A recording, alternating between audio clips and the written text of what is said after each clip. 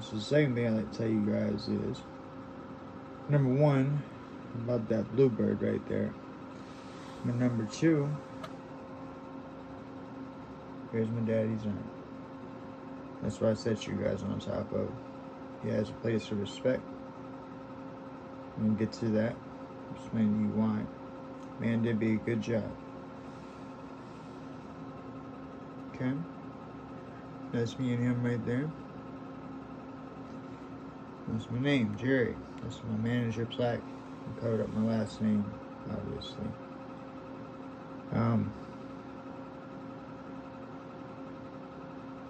It's the highest point I ever got to right there was when I had my manager's job before I had my 2 seizures. And to this day, I guess you could say I still want him to be proud of me. So, put that there. Put him in a place of respect. And set you guys right on top of there.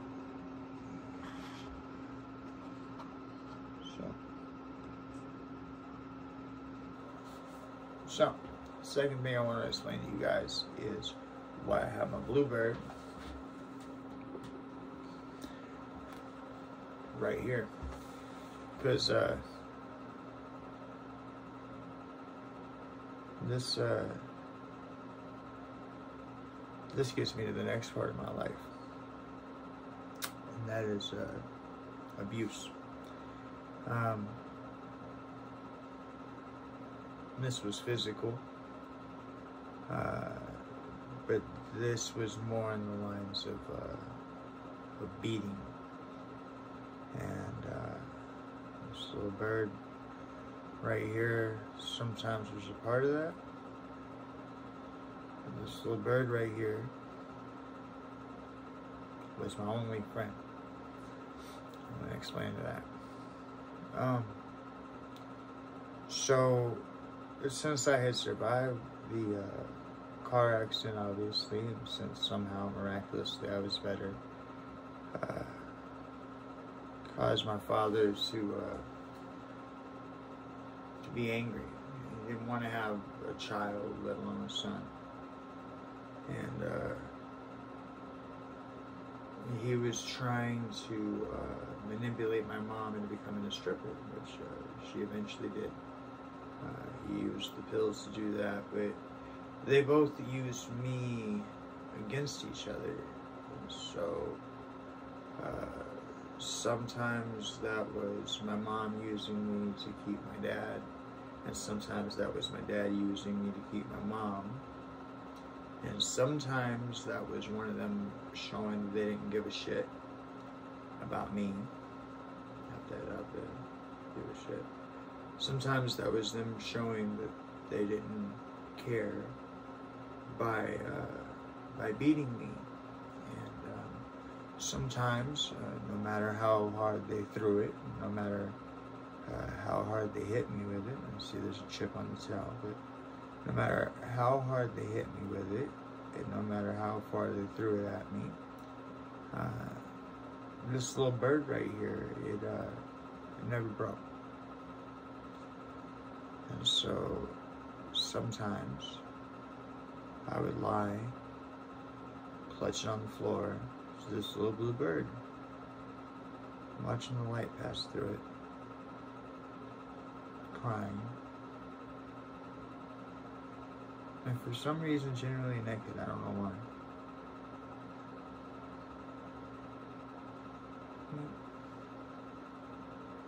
During that time of my life is when I didn't realize that back end's broken right there.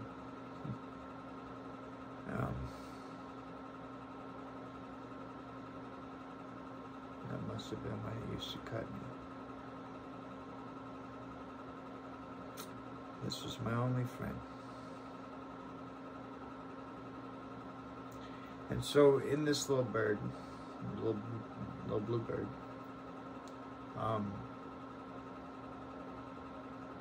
that voice that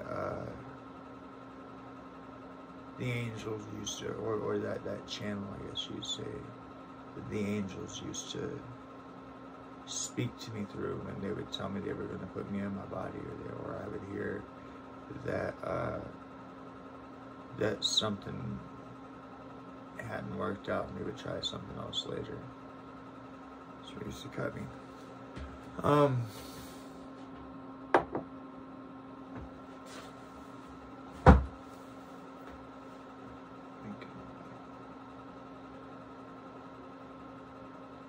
In that little bird would be the beginning relationship of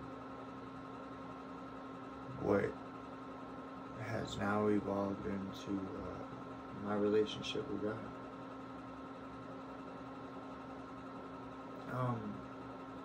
On that channel, that avenue, speak, or however you want to, I guess the part of the world that I turned my back to, or the part of existence that I turned my back to, so that I could be a conscious being again and exist in this body.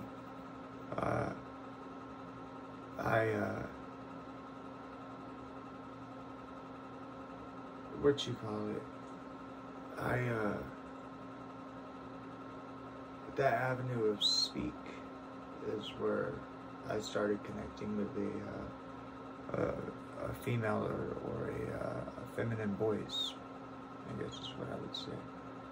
And she guided me, and she led me, and she helped me through these times. A lot of times, so there's my inner voice, which we all have our inner voice, our our language that we think with inside of our head.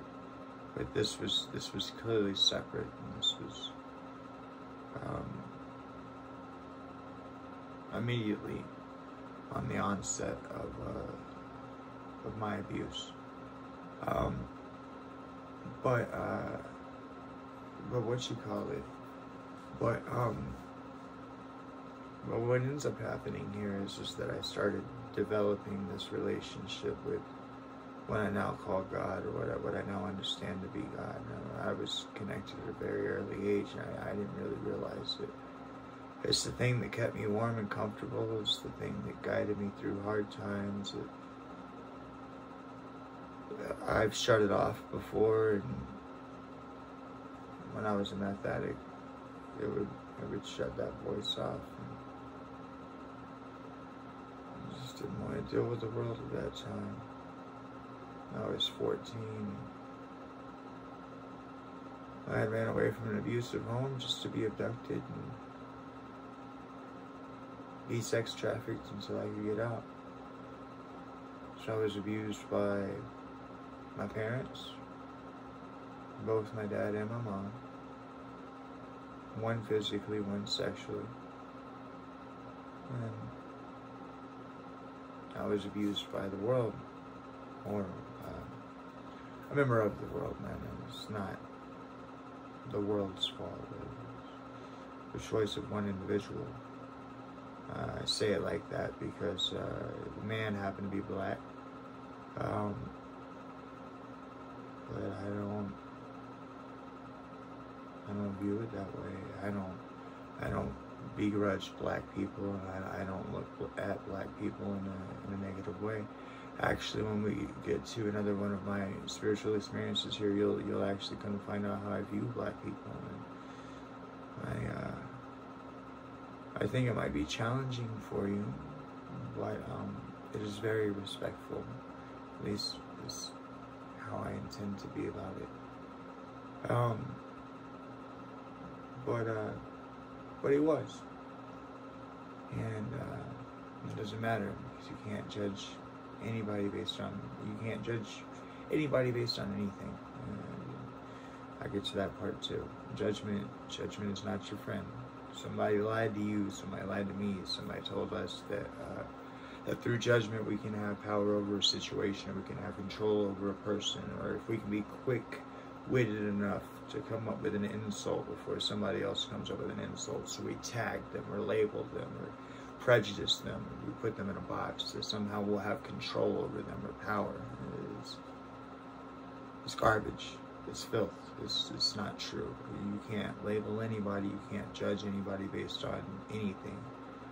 I'll get to it here later, but the past and the future are both illusion, and I'll explain that to you, and it has to do with judgment. But so this voice that stuck with me is the thing that kept me good. It's I've done bad things, but it's what has righted my ship again, and I choose to be a better person. I choose to have changed. I chose to be this individual that I am right now, sitting here and talking to you on YouTube. I came up with an idea, you know.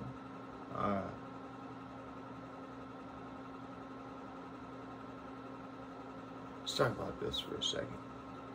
So, judgment is garbage.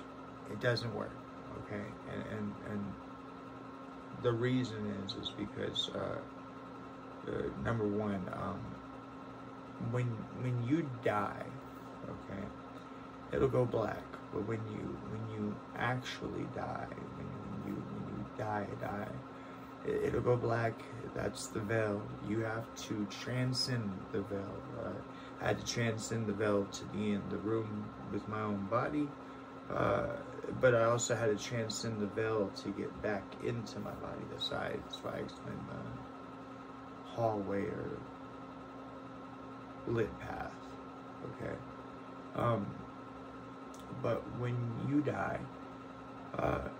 and you look to your side, you will see death, but you might see a relative. It'll be death in the form of your relative, but it doesn't matter, and it really is your relative too. I can't explain that. You either get it or you don't. But death's job is to guide you. Okay, and I want to explain this to you. Okay. The human experience is not enough to be lived forward. Okay, I don't know if you're going to comprehend that, but it's not enough to be lived forward. And the reason for that is because your judgment is crap. Okay, it just is. And again, I'll get into judgment later. I'm trying to narrow this down for you. But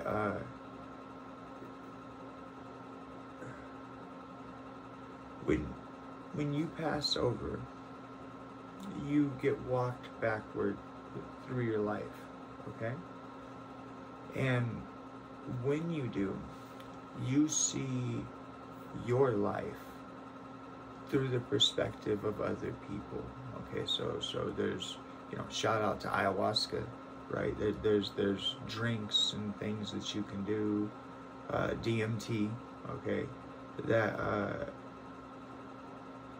will give you a near-death-like experience. Maybe it is a near-death experience. Maybe you're going over to a place where other entities live. I don't know. Never done DMT or ayahuasca. Done mushrooms, but had a very profound experience on mushrooms. We'll get to that too. But when you relive your life in reverse from other people's perspectives, you're going to come to find out something, and that is this: the reason why your judgment is complete crap. And that is 50%, at least, and I'm being modest, 50% of the garbage and filth that you think happened to you, the garbage and filth that I think happened to me, no, that's your perspective. That's the way you chose to see it. It might have been the only way that you had to see it, but nonetheless, that's your perspective. When you die and you get walked backward through life, you will come to understand that perspective is key. And that, truth be told, at least 50% of every single one of you watching or not 50% of you, but 50% of your life, 50% of every life that is watching me. Okay? These are your perspectives. These were how you chose to take things, not how they were intended. At least 50%. What you thought, what you empathized, right? Which is judgment, but nonetheless, what you thought, what you put on somebody else as saying that they must have been thinking this, and they must have intended this, and they must have had whatever. Garbage. You don't know. And when you die and you get walked backward, you will see that, and you will learn these lessons, and then the human experience is done. Once you have faced this is the judgment, so to speak. Now, the thing I explained to you is that God come to me a long time ago, and one of the things that God explained to me is that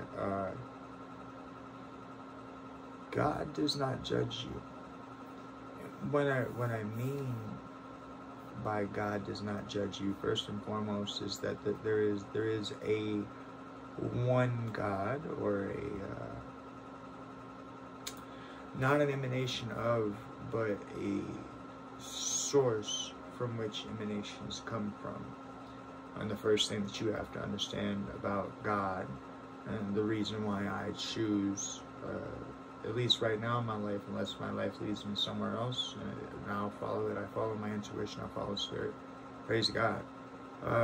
It's led me so far, given me such a great experience, such a great journey. Thank you, God. Thank you for my experience. Thank you for giving me the ability to have a YouTube channel, to be able to live in America, for just everything, for all the peace that I have, for the fact that I have a wife and a loving family, and thank you very much for taking me from where I was and to bringing me to where I am. Thank you so much. Amen. But there are emanations that come from the main source, and the reason why I know that my path is somewhere inside of Hinduism. Hinduism is a broad branch of things, and I don't even frankly know that I know enough about Hinduism to even say that I know that I would belong into Hinduism, because for all I know, what it is that I belong to is outside of that too. I have no idea. Yeah, but I'm following God, and I listen, and I follow my heart, and through my heart I'm directed by the Holy Spirit, and I act when it comes to me to act, and I've been gifted a great and beautiful life as a result of. And so, the reason I talk about Hinduism is that in Hinduism, God is understood as God, the generator, operator, and destroyer. Okay? So, in that you have three categories. But there are multiple emanations in these categories that these gods in Hinduism, because they would be God. Okay, so in other words, the universe is infinite. For all you know, we are a cell inside of a much larger being revolving around a nucleus. We still don't know exactly what our actual sun is. Nobody has not any clue. But what has come to me is that, number one, it does not matter to the God who was first, which God was first or last. It does not matter if the God that you speak about, or the God that you relate to, or the God that you have coined to be yours, or your version of what you think God is. Does not matter if that God came about because it was created or if it was created by us. And what I mean by that is if we prayed to that God. Gods, plural, exist. They are real, and I speak to any and every one of them that come to me. They've taught me beautiful and amazing lessons, and they have furthered me on my path beautifully because, I wear a tie-dye shirt because I choose to be free, and yet I still sit here free. Okay? I don't belong to a faith. I don't belong to a religion. I see a path, and I'm walking it, but I have no idea where the end of that path is. And nobody's going to tell me except God and my intuition, my heart. That's how I live my life. As a result, God blesses me so that I can bless other people. That's just how that works. That's who I am. But it was during that time of abuse that I first, directly after coming out of the going through seizures period, it was the direct time of my abuse that pathway of talking, that communication, that line, that phone line, that cell phone signal, that whatever you want to call it, it got strengthened, it got tethered, okay? And God became my friend from a long time ago, sometimes the only friend that I had.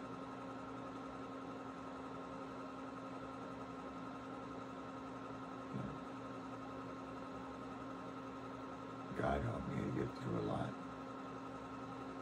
Talking to me, being there, sometimes being my only friend.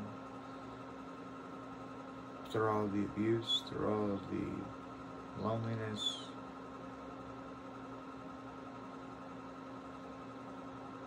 everything, God has helped me be here.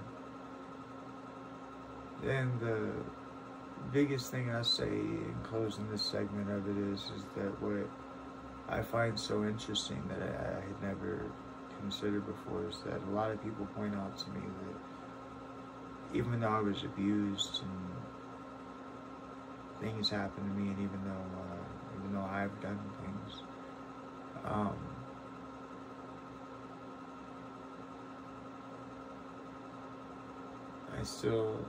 I choose to be this person, and I don't know that it will ever be enough, or if it isn't already. But it doesn't matter to me. And if I'm gonna be here, then I'm gonna choose to be a good person. It doesn't matter that you are a piece of crap, right? No, it really don't. It don't matter that you're a piece of crap, because you were a piece of crap yesterday, okay? And right now, you have a choice, starting now, okay? It don't matter. It don't matter what anybody else has to say. It don't matter how people are going to react to you. You can choose right now. Just stop being a piece of crap, okay? Doesn't matter where you've been. Doesn't matter what you've done. That doesn't matter. If you made a mistake, if you choose today to be the day that you say, you know what, I'm going to stop fighting it. I'm going to learn from my mistake and take my judgments. I'm going to let go of my judgments, and I'm going to listen to solicited and unsolicited feedback, and I'm going to weigh it positively with value other people's opinions, and see where I fall into, and start making better choices. And I'm 100% positive proof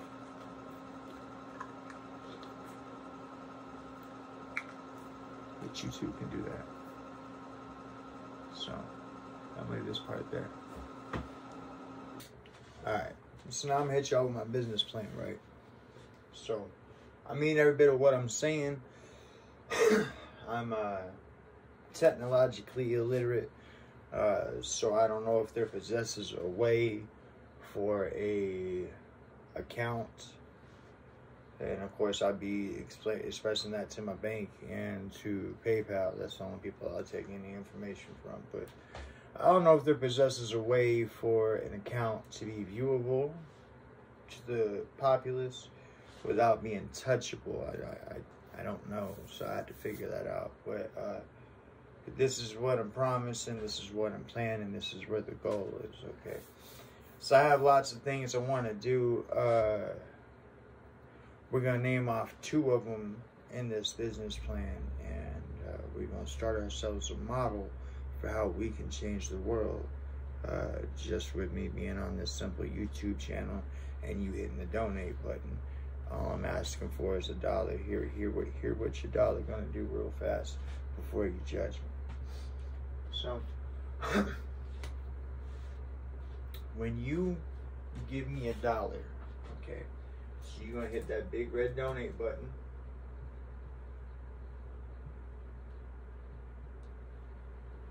Here's what's going to happen. Now, I'm opening up a business account with PayPal so that I can accept all forms of payment. That way I don't have to just have a PayPal to PayPal. You can, I assume, according to the way that I understand it, you can pay with anything you want to: Visa, MasterCard, your bank account, your debit, your whatever, okay? I chose to use PayPal. I understand there's something about some sort of percentages, whatever. I don't care. I want you to know that you are safe in opening up your wallet to me.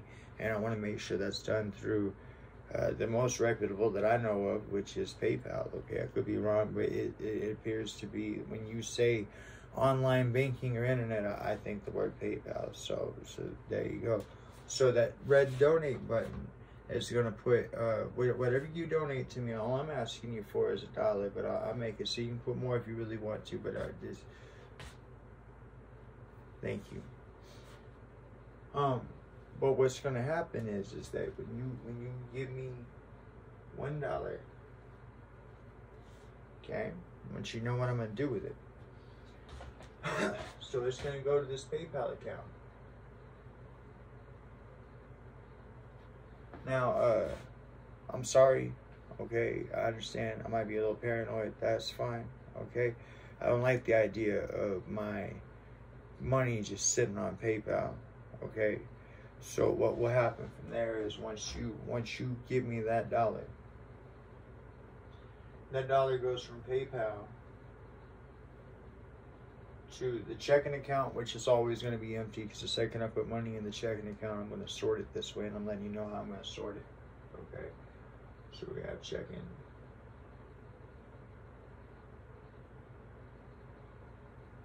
Okay, and then we're going to have savings.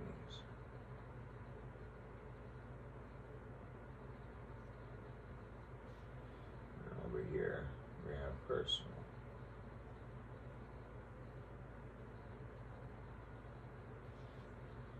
I don't want to lie to you guys. I'm being straight up with you guys. This is how I plan on doing it.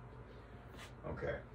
So, number one, when you donate me $1, it's gonna go to a PayPal account. Okay.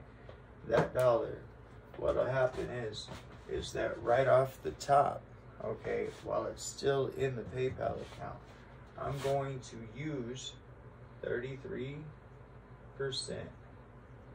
of that $1 right off the top to advertise my videos, my content, my everything. I'm going to use that 33% right off the top for that. That way I can get these videos pushed in other places other than just YouTube. That way I can move things forward here, because I have a goal here. So, but 33% of that $1 is going to come right off the top, okay? Then, with the leftover amount, so the remaining 66%, okay, is going to come down here. Now, I'm not even going to write a figure, because this is how my banking is going to go, so you guys know. When it goes into my checking account, okay, I'm going to put 66% of what's remaining that comes from my PayPal over here for taxes. Okay? I'm going to pay 66% of my taxes quarterly. Okay? Even if it overpays, I think you can gain interest that way. And if that's the case, that works too, because it'll keep this ball rolling faster. Okay?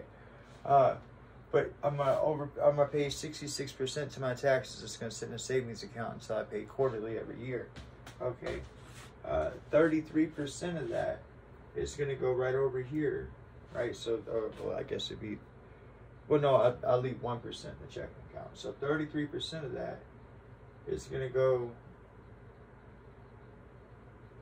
of what comes from PayPal, right? So 66% is gonna go to my savings for taxes. 33% is going to go to my checking for my own personal living, okay? Now, I want to tell you what I'm planning on doing with my own personal living portion of this. That way all this will make a little sense to you, and maybe it make a little more sense to you as to why you want to give me that dollar on that PayPal, if you choose to, and if you're in the place to be able to, okay? And that's this right here.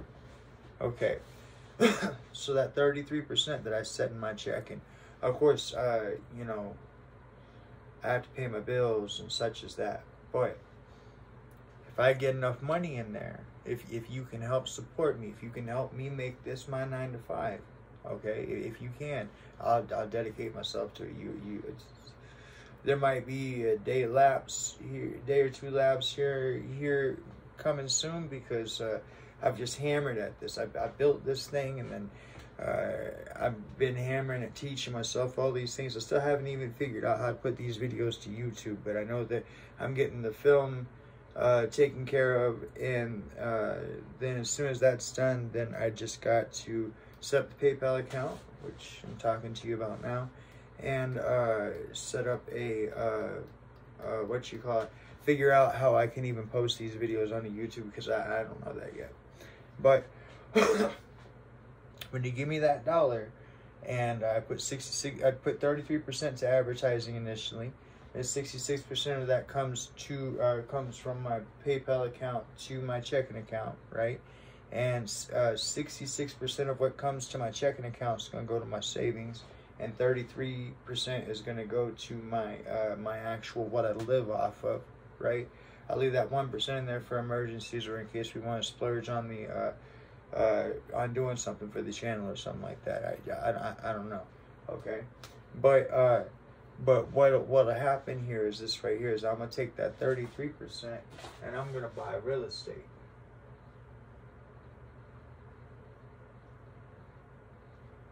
It's specifically, I don't know, because it doesn't make any sense for me to ask for your money, for me to just turn around and go throw it into a hole that's not going to be any good. With that being said, I think I would like to buy up low-income housing, because with the goal, I know I'm going to say something here, and you guys are going to think it's stupid, and you guys are going to think it's too good to be true, but I actually have a plan for it. It could work if we work together. It's up to you. It's a button push. It requires you to give me $1. It's up to you, okay? But this is what I'm trying to work out with you real fast, okay? So I'm going to start buying up real estate. I'm going to start a real estate business, okay?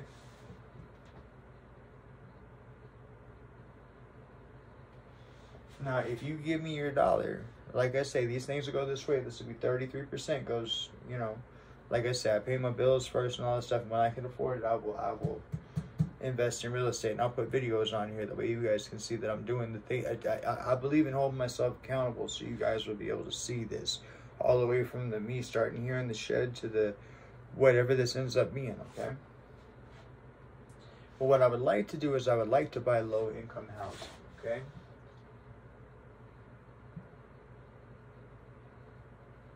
And there's a reason for that, and it's not anything judgmental. It's not, okay? So, I want you to understand something, and I don't know that you will, but I'm going to try to give it to you, okay? So, when it comes to business, you can file what are known as losses, okay? And I want you to understand that real fast.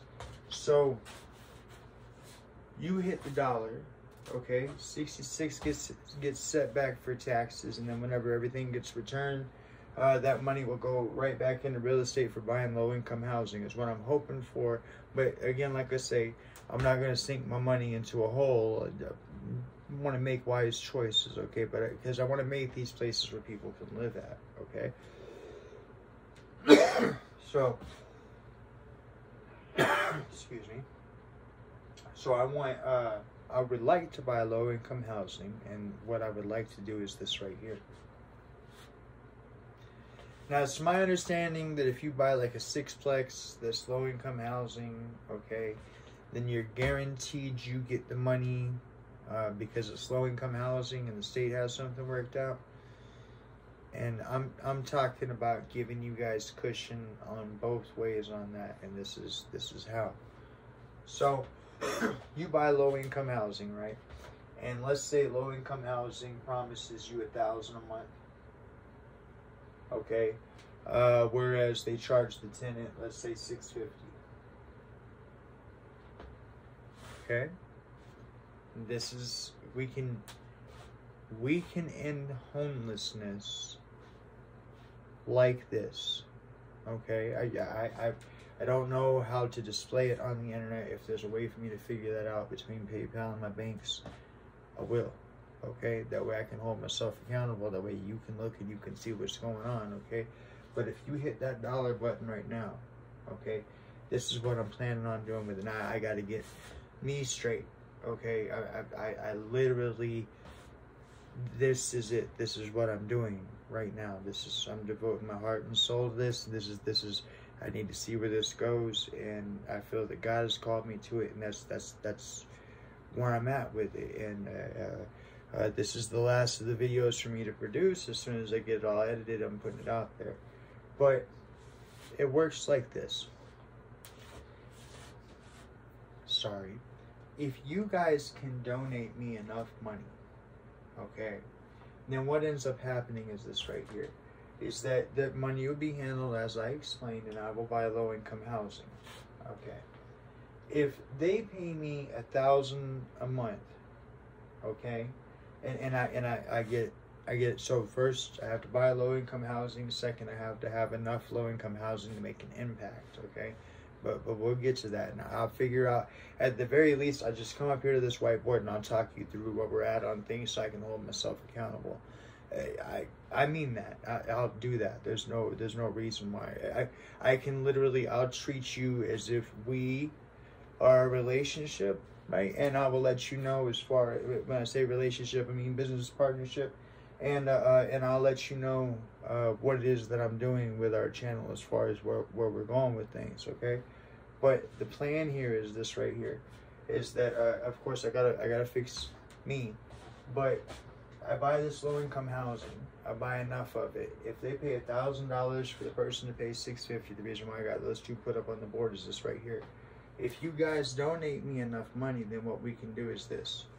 I want to make it. Okay, this is a multi-impact statement. I want you to hear me real fast. Okay, so these are low-income housing. Okay, I want to make it so that a person, anybody who qualifies for low-income housing, okay? Now, everybody always says, well, somebody has to foot the bill, and I want to foot the bill, okay? I'm sorry, flat broke. I need you to help me, okay? But I want to be that source that foots that bill, and I want to explain to you what I'm footing the bill of and what it is we can do with this if you help me.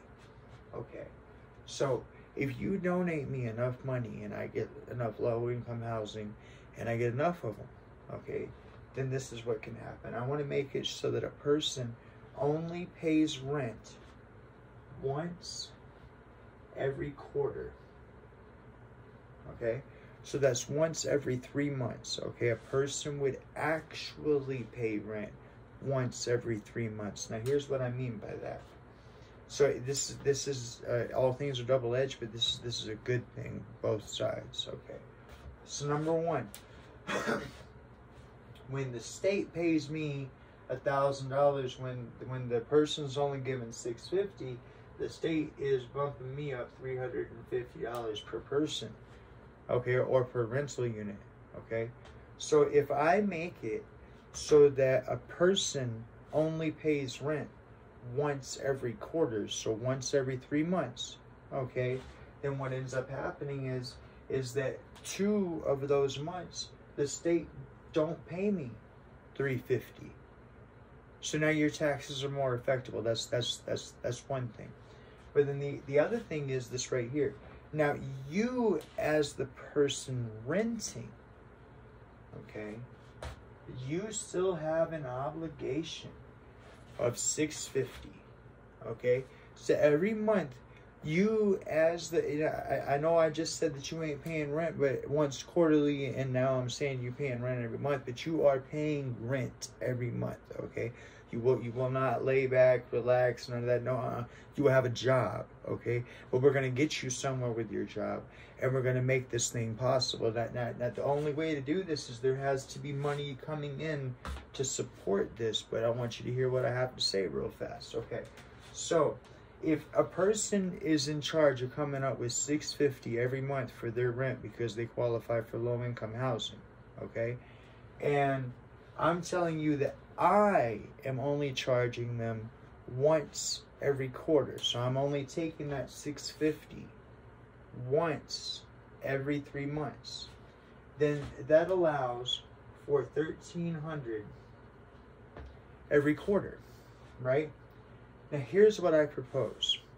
I propose that if you can help me generate enough revenue to create this so that this $1,300 that this person would be paying to low-income housing now goes back into their pocket. Okay? Now, why would we do that and how would we do that? Let me explain. So this $1,300, before it goes back in their pocket, because it's going to go into their pocket. It is their money. But first, it's going to pay for 2 people, okay? I want every person who has to pay rent to have 2 people in their life. You know what that is? I want every person to have an accountant, right? And I want every person to have a therapist, right? Now, I know you're thinking to yourself, well, why on earth would I want an accountant or a therapist, or why would I sign up for having an accountant or a therapist? I just go rent somewhere else, and that's fine. You can still rent from me. You don't have to be part of my little game here. However, at the same time, what that equals out to is that if you choose not to be part of my little game, I'll take my $650 from you every month. Thank you kindly, okay? But if you want to play along here, then this is how this works. That $1,300 will be able to pay for you an accountant and a therapist, okay? So there are 2 people in the world that are guaranteed to give a damn about you because somebody's paying them money to do so, okay? Now, $1,300 don't sound like a lot, but over a period of time it will be, okay? But number 2, if you have an accountant managing your money, they can make sure that they pay themselves and the therapist, okay? Number 3, if you're a person with a substance abuse addiction problem or some sort of a drinking problem or something like that, you know, you have a tendency for benders or whatever, you're not going to be able to get a hold of that money from your accountant without your therapist, okay?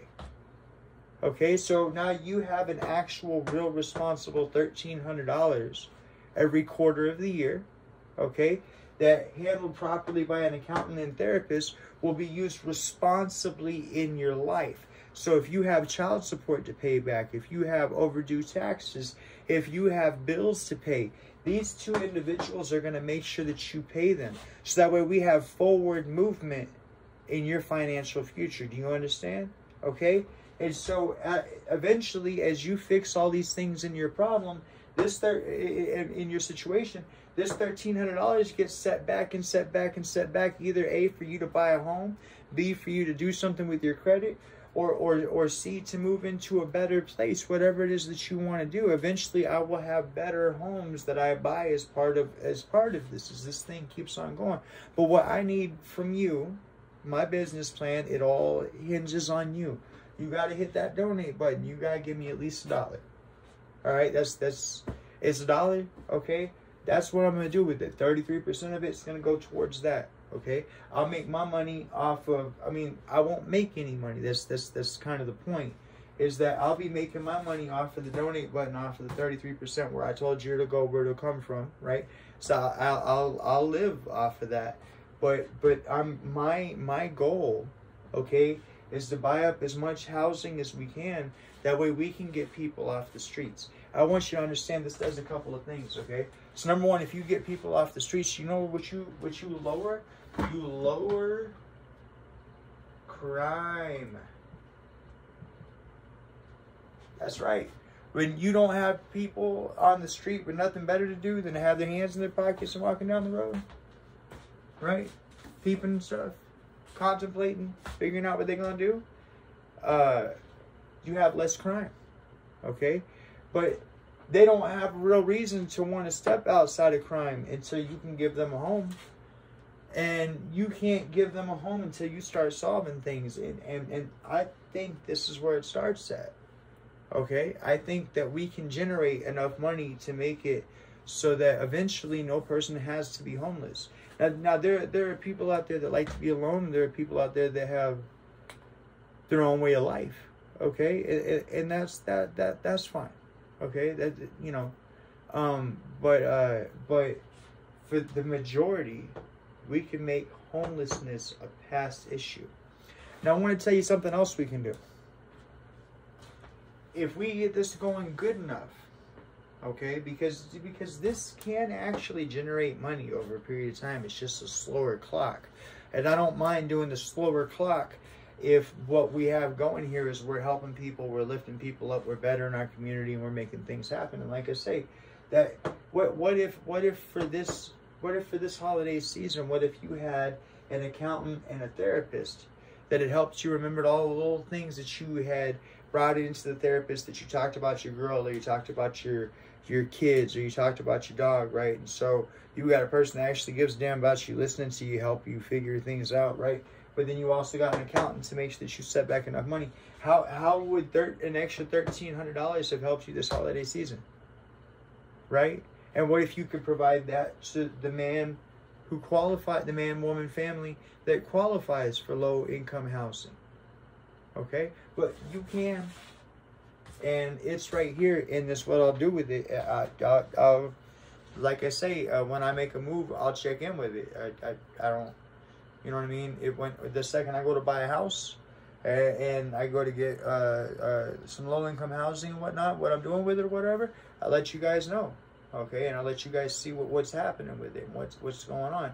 And they'll know that it's as a result of Defy Yourself, the channel that we got right here, okay? But it all hinges on you donating that $1, and that's up to you. But that's what I'm doing with it. That's my business plan. I believe God called me this, like I say, so I already know.